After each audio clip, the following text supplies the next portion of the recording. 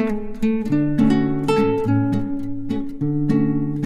అండి. కల్లపరుపు వండుకోవడం అంటారు తమిళనాడులోని. ఈ కర్రీ చాలా టేస్ట్‌గా ఉంటుంది. తెలుగులోని శనగపప్పు ఉండ కర్రీ అంటామనమాట. ఇది ఎలా చేయాలి, చాలా సింపుల్‌గా అండ్ టేస్టీగా ఎలా ఉంటుందో చూపిస్తాను రండి. ఫస్ట్ అయితే ఒక ఓవర్ నైట్ నానబెట్టుకున్న శనగపప్పు, వాటికి కావాల్సిన మసాలా కొబ్బరి, సోంపు, జీలకర్ర. సో, ఓవర్ నైట్ ఎలా నానబెట్టానంటే ఇందులో ఎండుమిర్చి, సోంపు వేసేసి శనగపప్పు రాత్రంతా నానబెట్టిన తర్వాత మార్నింగ్ కొంచెం కూడా వీటిలో వాటర్ లేకుండా మనం చక్కగా మెత్తగా మిక్సీ వేసేసుకోవాలి.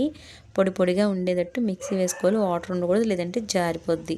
సో, నేను కొబ్బరి, సోంపు, జీలకర్ర అయితే మిక్సీ వేసుకున్నాను కదా, దీన్ని పక్కన పెట్టేసుకొని ఈ పొడి పొడిగా ఉన్న శనగపప్పుని దీంట్లో కొంచెం సాల్ట్ తగినంత, ఈ లడ్డు సరిపోయినంత సాల్ట్, కొంచెం ఆనియన్స్ వేసుకొని మొత్తం కలిపేసుకొని మీకు ఏ సైజ్ అయితే కావాలో ఆ సైజులో చిన్న చిన్న ఉండలుగా అయితే చుట్టి పక్కన పెట్టుకోండి. నేనైతే ఈ సైజ్ అయితే చేస్తున్నాను.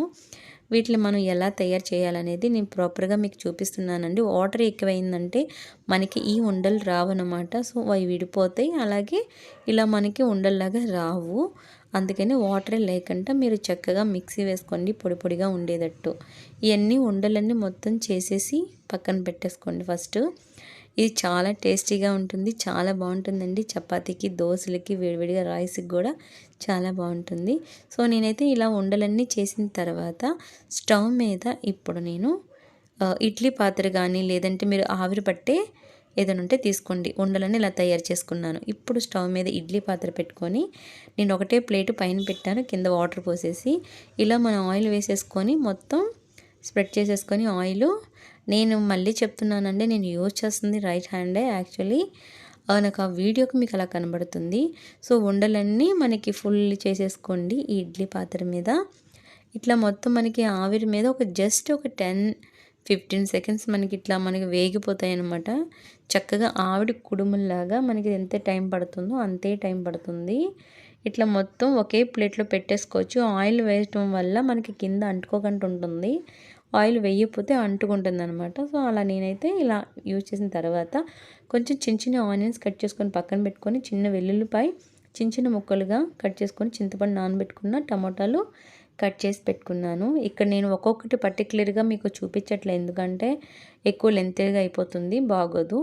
సో, ఇక్కడ ఆ తర్వాత మూత తీసి చూస్తే మనకి కుడుములన్నీ మెత్తగా చక్కగా ఉడికిపోయి ఉంటుంది. మీరు పట్టుకుంటే కూడా మీకు అంటుకోదు చేతికి.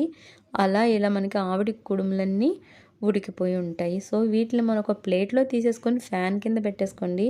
జస్ట్ ఒక 10 మినిట్స్ చూడండి, కింద ఏమి అంటుకోలేదు. మీరు ఆయిల్ వేయకపోతే అంటుకుపోతుందనమాట. అలా ఇది మనం ఫ్యాన్ కింద పెట్టేసుకొని స్టవ్ మీద ఒక బాండీ పెట్టేసుకోండి. ఈ బాండీ నేను ఎందుకు, వీడియోల కోసం కదా అని చెప్పేసి నేను నాన్ స్టిక్ అది ఇది యూజ్ చేయనండి. ఇప్పుడు నాకు ప్రెజెంట్ ఇలాంటి బాండీ అయితే మాత్రమే నాకు ఈ కర్రీకి బాగుంటుంది.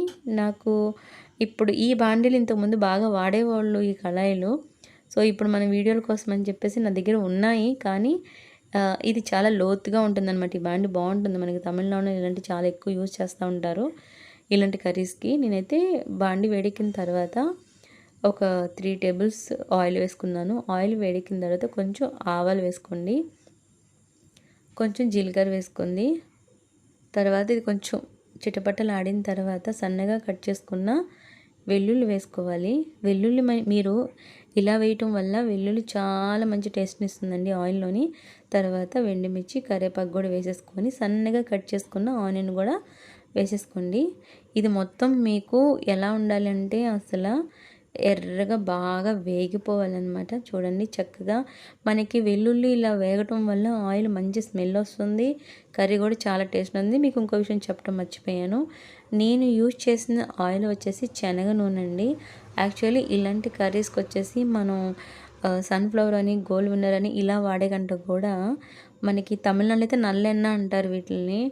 అది నాకు ఈ ఆయిల్ వచ్చేసి అంటే నల్లెన్న యూజ్ చేసుకోవచ్చు, శనగ నూనె అంటారు తెలుగులోని. నల్లెన్నని శనగ నూనె అంటారు. శనగ నూనె నేను వాడాను అనమాట. కొంచెం కన్ఫ్యూజన్ అవుతుందా, మీరేమి అలా అనుకోవద్దు. ఆయిల్ అయితే నల్లెన్న అంటే నాకు టక్మని వచ్చేసిద్ది. సో, అలా ఆనియన్ వేసిన తర్వాత బాగా ఇలా వేపుకోండి. ఈ ఆయిల్ వేయటం వల్ల మనకి హెల్త్కి కూడా మంచిది, అలాగే టేస్ట్ కూడా చాలా బాగుంటుందండి. మళ్ళీ చెప్తున్నాను, శనగ నూనె నేను వేసింది మీరు కూడా అదే ట్రై చేయండి. ఇలా టమాటాలు వేసిన తర్వాత కూడా మనకి మెత్తగా టమాటా ఉల్లిపాయ బాగా ముద్దలాగా అయిపోవాలి.